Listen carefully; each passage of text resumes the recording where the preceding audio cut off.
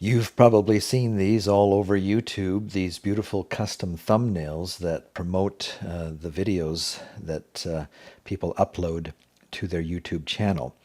And you may have even noticed whenever you upload a video and you're typing in your information about the video, your title, your description, YouTube will go and at random, it seems, pick 3 frames from your video, and you are given the option of choosing one of these frames. If you don't choose it, it'll pick the first one that comes along. But you may have noticed that it also gives you the option to upload a custom thumbnail. And you may have been wondering, should I do that? Is it worth taking the time to make a custom thumbnail? It sure would look better than one of these, but is it worth taking the time? Why do people make these custom thumbnails? Well, there actually is a number of good reasons why you should take the extra time to make a custom thumbnail to go along with your videos. One is that there's a good chance that it's going to cause more people to click on your link, click on your thumbnail to play your video. You've probably noticed this when you do a search in YouTube looking for a particular type of video to watch, let's say Photoshop. And you click on that link, and as you scroll through looking for a video to watch, you'll see that some guys haven't taken the time to create a nice thumbnail for their video. And as you're deciding which video to watch, it may be that your eyes are attracted more to those particular thumbnails that have been beautifully designed and created. You might go for one of these rather than one that has just been picked at random. So that's one good reason. There's a good chance that it's going to increase your traffic to your channel if you have nice thumbnails. However, there's more to consider than that. You may have noticed a lot of times when you're scrolling through your Facebook that people have shared a video that they've seen on YouTube. And there's usually a little thumbnail that comes with that share so that people will get a kind of a visual glimpse of what that video is going to be like. Well, ask yourself, where's that thumbnail coming from? That's coming from either the random one that YouTube picked or the custom one that you made. That's what's going to appear. For example, if we were to go down here and go to share this particular video on Facebook, we'll see that it's this thumbnail that shows up. And when it's actually posted on Facebook, I believe, if I'm not mistaken, the full thumbnail shows up, not just half of it like it shows up here. And so not just in the search engine of YouTube where you're going to get a better representation of your video and advertise your video, kind of promote your video through a beautiful thumbnail, but it's also as people share it on Facebook and Twitter and some of these other social media down here, it's going to be a lot more attractive for people to click on your thumbnail link if you have a nice, beautiful poster. Who knows what's happening with Google circles? Sometimes I get traffic coming from my Google circle that kind of came along with my YouTube channel that I have never really paid too much attention to, but somehow I'm getting people joining my YouTube circles there. And whenever I post a video, it's this thumbnail that shows up. If somebody sends a link in an email, guess what shows up?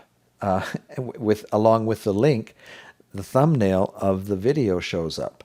And so the more attractive you can make your thumbnail, the more likely someone's going to take the time to click on it and start to watch it.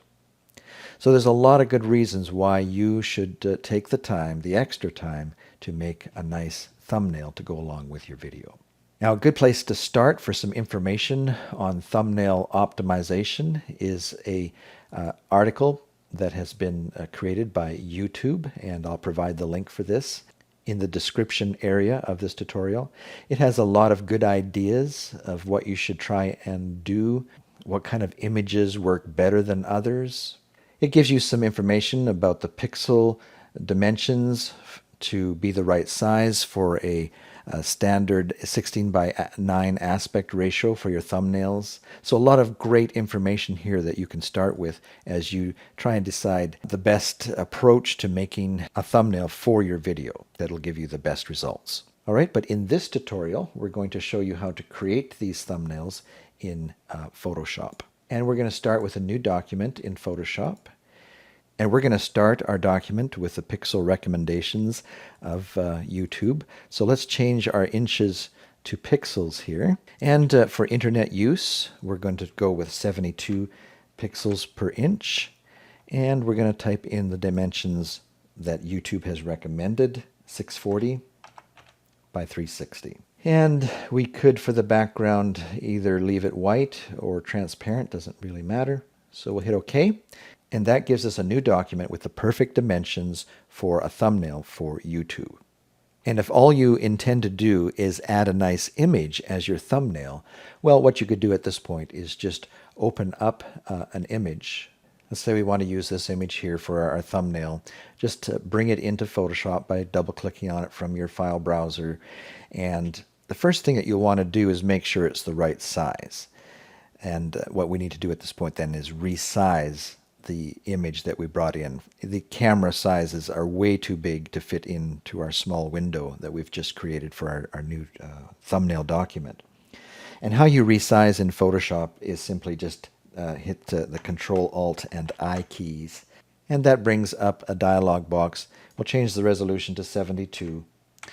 And then, depending on whether or not you want to use the full width of your picture inside your thumbnail, if you do, you would just type in the 640 here, recommended by YouTube, and hit OK. And that will resize your image to be the exact width of what you want for your thumbnail. But let's say that you may not want to necessarily have the full width. You might give yourself a little wiggle room by maybe typing in 800 there, and that'll give you a chance to kind of position it a little better so that it's more pleasing to the eye. Gives you a little bit more room to work with. We can hit OK. Now what we want to do is bring this image back into our document that we started, and several ways to do that. One that I like to do is just Control A, and that selects the whole image. Then hit Control C and tab back to our document and hit Control V, just like you would in a word processing document. And now we can go up and select our Move tool up here, and we can just then come back and point to our image and move it around. And if it looks like we're losing too much of our image, more than what we intended, we can at this point resize our image again inside of our window here. Just hit the Control T key, and with your Shift key held down to keep the aspect ratio the same, you can just grab any corner of this and start to resize it and keep its proportion. And when you've got it looking just the way you want, hit the Enter key and you've got your thumbnail. Just now do a Save As. Save it to somewhere where you'll remember to find it. Save it as a JPEG, not a Photoshop. So we'll, where it says Save As Type, let's click on that and we'll save it as a JPEG and give it a proper name that you'll remember. Hit Return, and for web use, you can pretty much get by with a quality of 9. And it's saved, ready to upload the next time you are ready to add a custom thumbnail to your YouTube video. Now, if you would like to add some nice custom graphics to your thumbnail like we have here on our screen, be sure and come back for our next tutorial. In our next lesson, we'll show you how to do that in Photoshop. But for now, I believe that does it for how to make custom thumbnails for your YouTube videos.